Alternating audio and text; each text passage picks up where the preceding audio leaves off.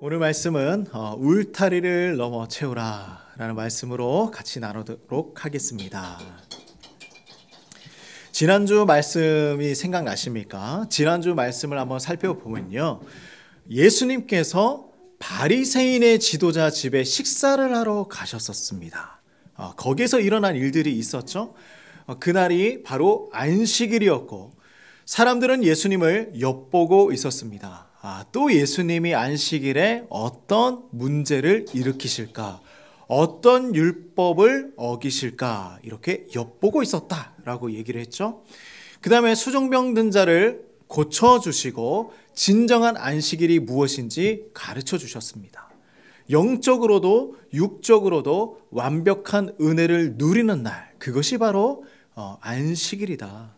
이러한 은혜를 누리는 곳이 바로 하나님의 나라다. 그러므로 겸손한 사랑으로 나의 유익을 바르지 않는 그 사랑으로 세상을 섬기며 살아가야 한다. 예수님 말씀하셨습니다. 이 예수님의 이야기를 계속 듣고 있었어요. 근데 들으면 들을수록 이상한 마음이 드는 거예요. 뭐냐면 부담스러운 거예요.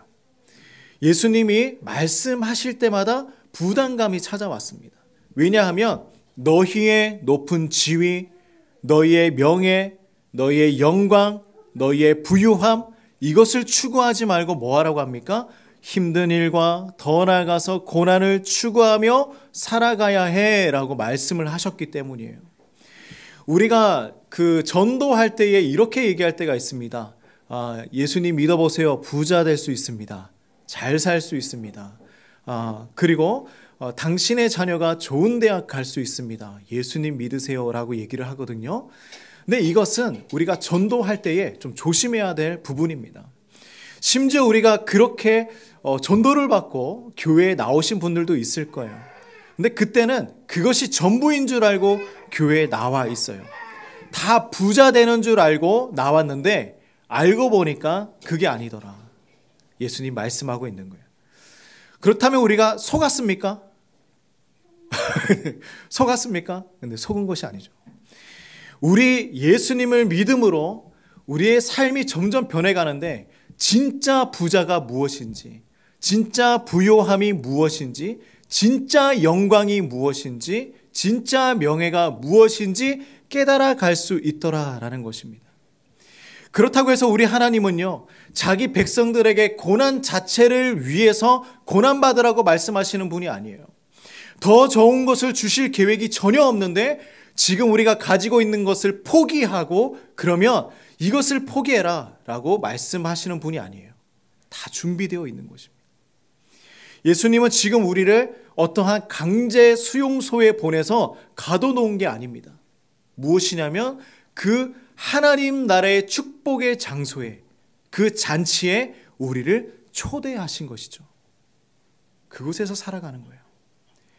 그럼 오늘 말씀 무엇이냐? 오늘 그 잔치에 참여할 수 있는가? 아니면 참여할 수 없는가? 그 질문을 던지고 있는 것입니다.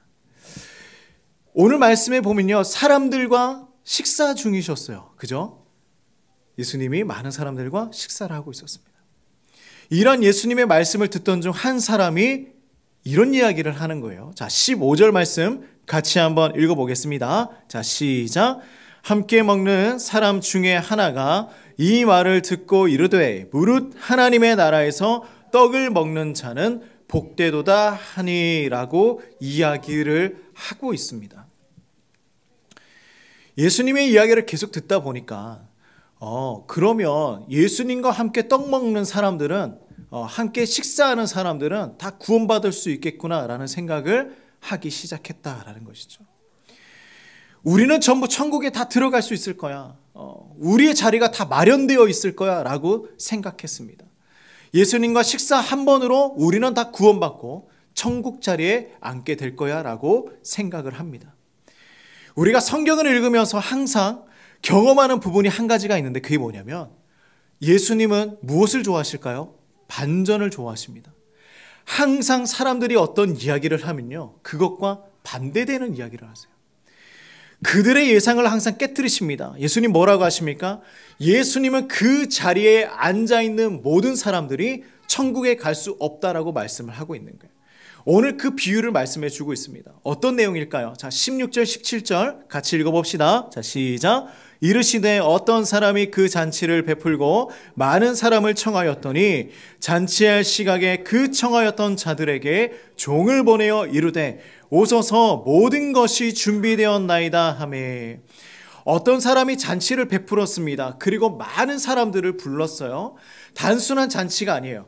아주 큰 잔치라고 이야기했습니다. 모든 사람이 충분히 다 누릴 수 있도록 엄청난 것을 준비했어요. 다 준비가 완료됐습니다. 그리고 초청객들에게 모든 준비가 이제 다 되었습니다. 오셔서 누리십시오라고 종들을 보내어 그들을 데리고 오게 합니다.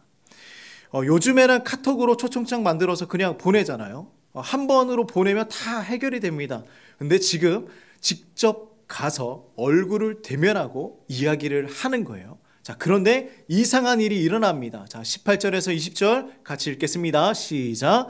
다 일치하게 사양하여 한 사람은 이르되 나는 밭을 샀음에 아무래도 나가 보아야겠으니 청컨대 나를 양해하도록 하라 하고, 또 한 사람은 이르되 나는 소 5겨리를 샀음에 시험하러 가니 청컨대 나를 양해하도록 하라 하고, 또 한 사람은 이르되 나는 장가 들었으니 그러므로 가지 못하겠노라 하는지라.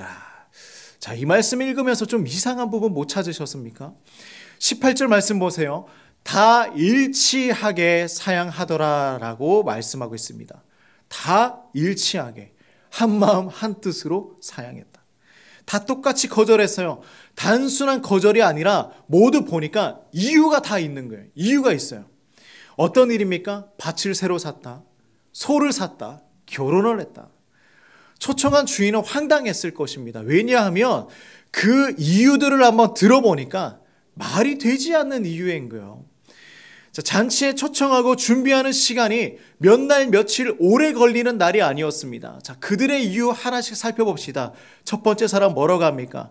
갑자기 뭐 했어요? 밭을 샀대요. 예. 근데 밭을 사려면 돌아보아야 하잖아요.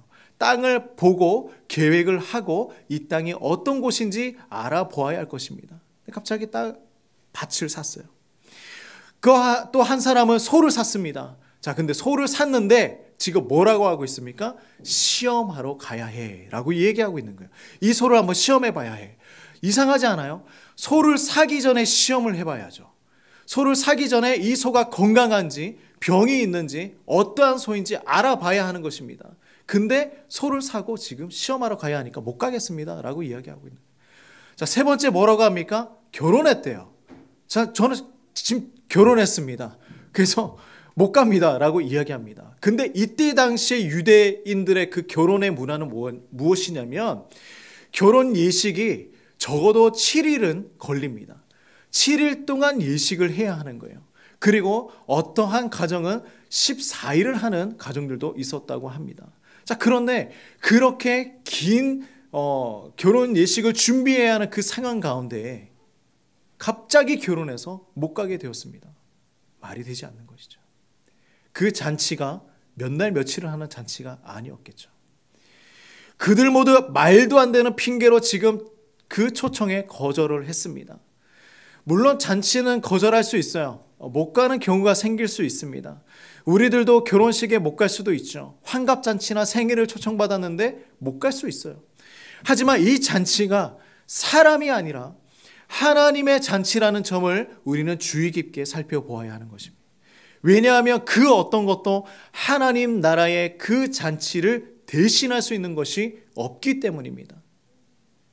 대신할 수 있는 것이 없어요. 지금 잔치가 열렸으면 가야 하는 것입니다.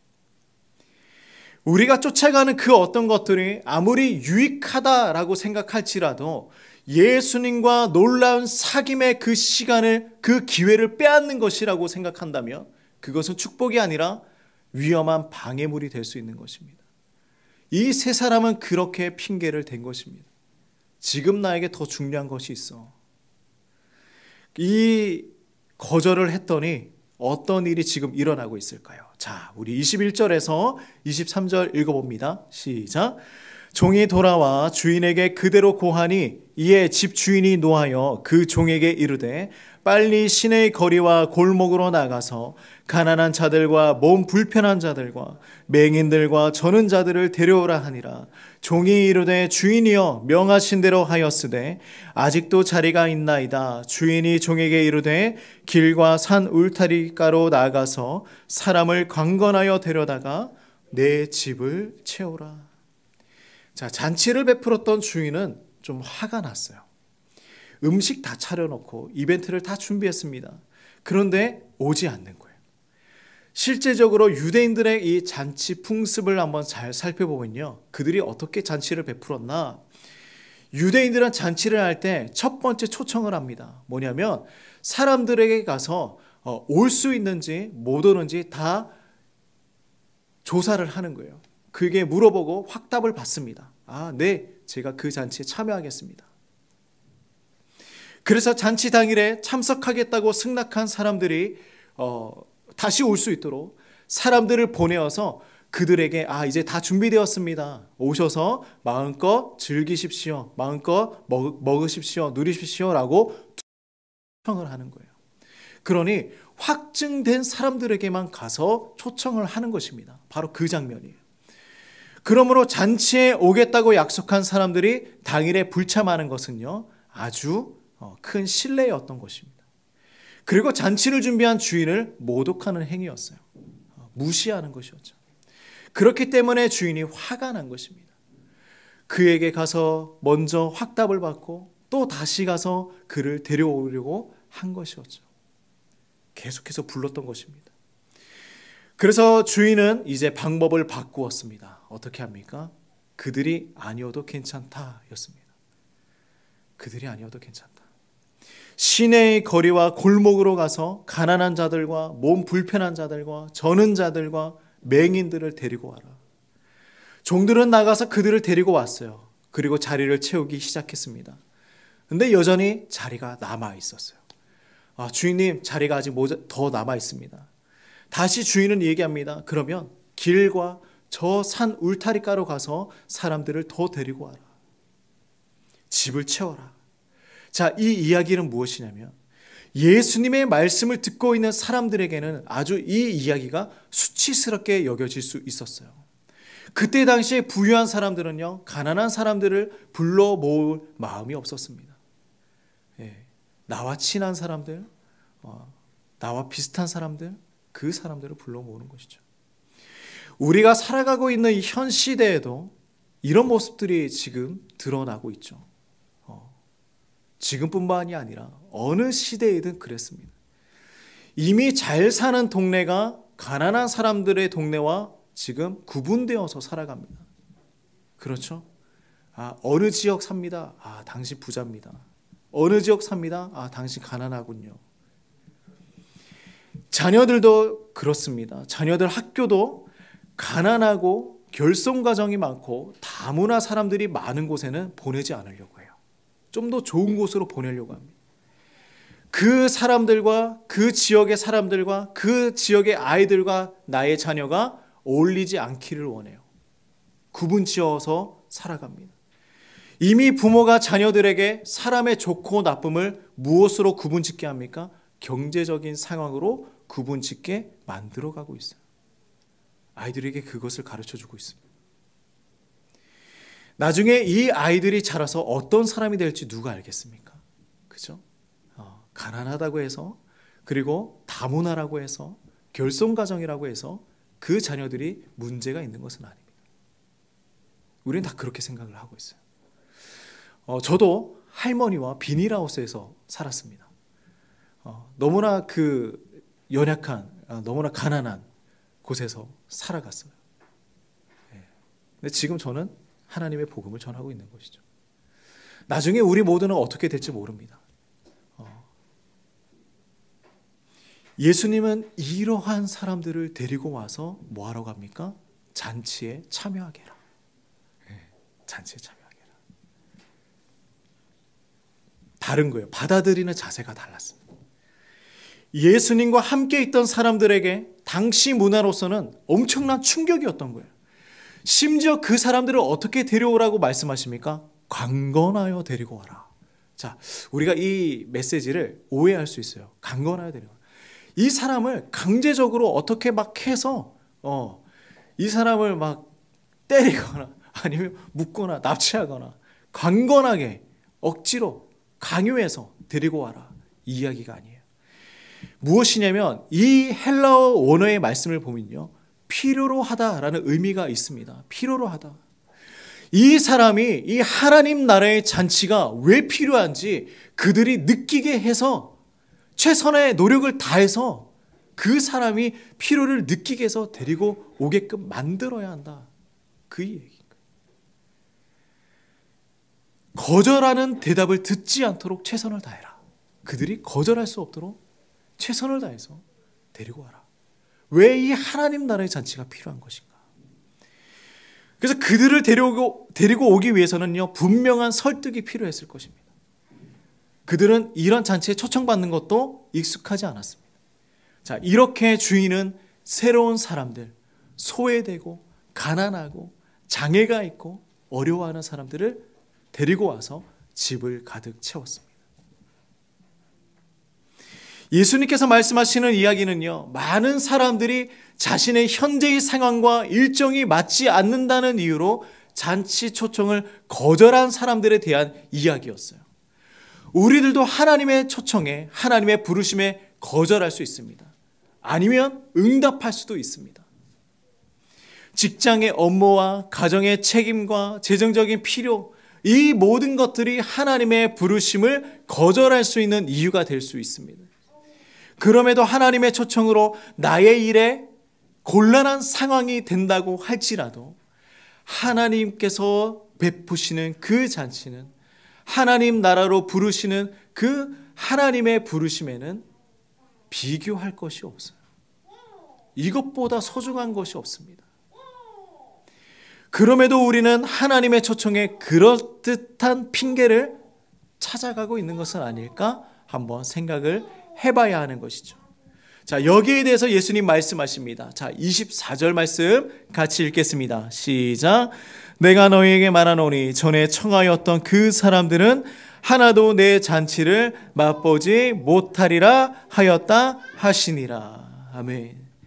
지금 예수님과 함께 있는 사람들은요, 얼마나 큰 축복인지 모릅니다. 얼마나 큰 축복일까요? 예수님이 앞에 계시고요, 그들에게 와라 라고 부르고 계신 거예요. 나의 잔치에 와라.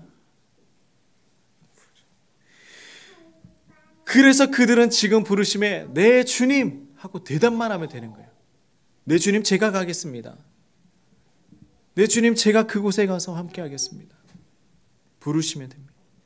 우리도 돌아보기 원합니다. 주님을 따르는 삶보다 나의 일상의 삶을 더 중요하게 살아가고 있는 것은 아닌가 우리 고민해 보아야 합니다.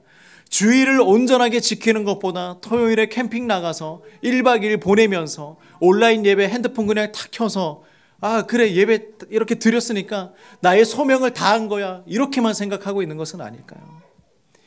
그곳에서 우리 한번 생각해 볼까요? 캠핑장에서 예배 드리면서 하나님이 중심일까요? 아니면 내가 고기 구워 먹고 놀고 있는 그 마음이 더 마음에 가득 채우고 있는 것일까요? 생각해 보아야 하는 것입니다. 자연 환경에 나가서 하나님 예배하는 건 너무 좋습니다. 그러나 그 마음 중심에 무엇이 더 가득 차 있는가 우리는 알 수 있는 거예요. 내가 알잖아요. 내가 알고 있는 것입니다.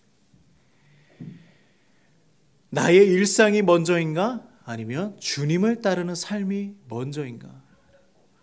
예수님은 울타리를 넘어서 집을 채우라고 말씀하셨어요. 이 울타리는 유대인을 붙들고 있던 것이었습니다. 유대인들이 괜찮다, 나는 율법을 지키고 있다, 나는 잘 살아가고 있어, 나는 무조건 그 잔치에 초대될 거야, 하나님 나라에 들어갈 수 있을 거야, 나는 무조건 구원받을 수 있을 거야, 그렇게 생각했던 울타리인 것입니다. 이 울타리는 나의 직장의 업무, 가정의 책임, 재정의 필요가 될 수도 있는 것입니다. 그런데 이것을 넘어서 채워라. 무엇으로요? 예수님으로 채우라는 것입니다. 채워야 하는 거예요. 그래서 우리가 주님 앞에 나아가지 못하는 것입니다. 그래서 그렇습니다. 나의 일상이 무엇으로 채워져 있습니까? 무엇으로 채워져 있습니까? 이제는 예수님으로 우리의 일상을 채우라 말씀하고 있는 것입니다. 자, 우리 같이 한번 이렇게 선포해 봅시다. 울타리를 넘어 예수님으로 채웁시다. 네, 한 번 더 할까요? 울타리를 넘어 예수님으로 채웁시다. 네, 우리가 울타리를 넘어야 돼요. 못 나가게 하는 거, 내 삶을 가득 채우고 있는 거, 예수님 잊어버리게 만드는 거, 울타리 뛰어넘어야 됩니다. 그리고 우리는 예수님으로 나의 삶 채워야 하는 거예요. 그렇게 살아가는 우리 모든 성도님들 되시기를 간절히 축복합니다. 자, 우리 같이 기도하며 나아갑시다. 이렇게 기도할까요? 주님, 오늘 말씀을 보니까 하나님 부르시고 초청하고 또 초청했는데 거절하고 핑계대고 주님 앞에 나오지 못하는 사람들이 있었습니다. 그래서 다른 사람들을 부르셨어요. 가난하고 앞 못 보고 절고 연약하고 쓰러지고 넘어지고 핍박받고 아파하는 사람들을 부르셨어요. 부르셔서 구원의 그 잔치에 참여시키셨습니다. 우리는 어떤 사람이 되고 싶습니까? 주님의 그 놀라운 잔치에, 집을 채우는 그 잔치에 들어가고 싶지 않으십니까?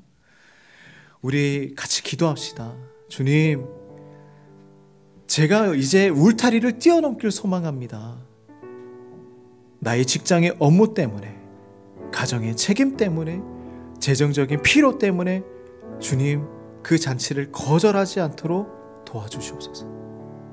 주님 초청하신 그 자리에 제가 있길 소망합니다. 구원의 자리에 있길 소망합니다. 축복의 자리에 있길 소망합니다. 하나님, 나를 인도하여 주시옵소서. 우리 같이 한번 기도하겠습니다. 주님 아버지, 감사합니다. 하나님, 우리가 이 땅 가운데 살아가면서 나의 일상이 너무나 바빠 주님 찾지 못하고 나의 일상 채우며 살아가는 우리의 모습을 회개합니다. 하나님 아버지, 예수님보다 더 좋은 것들이 얼마나 많이 있습니까? 나의 생각 채우고 나의 삶 채우고 나의 마음을 채워서 예수님을 잊어버리게 만드는 그 많은 것들이 나의 일상을 가득 메우고 있습니다. 주님, 이제는 그것을 내려놓길 소망합니다. 주님 앞에 나가길 소망합니다. 주님, 이제는 울타리를 뛰어넘길 소망합니다. 아버지, 우리 모든 삶들이 이러한 놀라운 주님의 축복의 자리에 나아갈 수 있도록 도와주시옵소서. 하나님, 아직도 세상에서 헤매이고 있는 우리 가족들, 우리 친척들, 나의 자녀들, 나의 부모들 얼마나 많았습니까? 주님, 그 삶의 일상의 울타리를 넘어서 이제는 주님의 그 잔치에 나올 수 있도록 도와주시옵소서.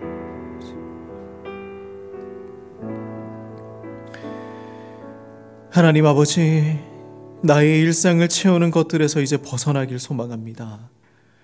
세상에서 헤매이지 않게 하여 주시고, 직장 때문에, 가정 때문에, 재정적인 이유 때문에 주님의 부르심에 거절하지 않도록 도와주시옵소서.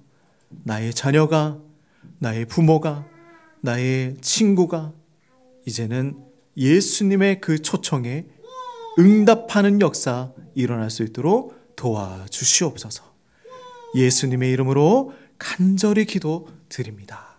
아멘. 아멘. 자, 우리 같이 찬양하며 나갈까요? 네. 이곳에 임하신 하나님 나라, 우리 같이 고백하며 나갑시다.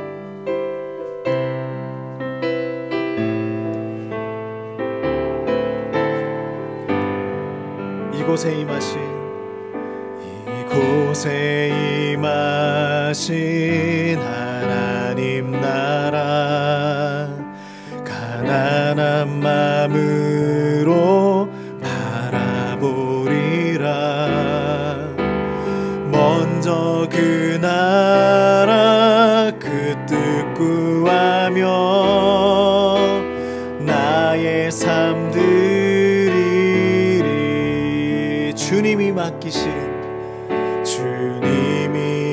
맡기신 하나님 나라 믿음의 눈으로 바라보리라.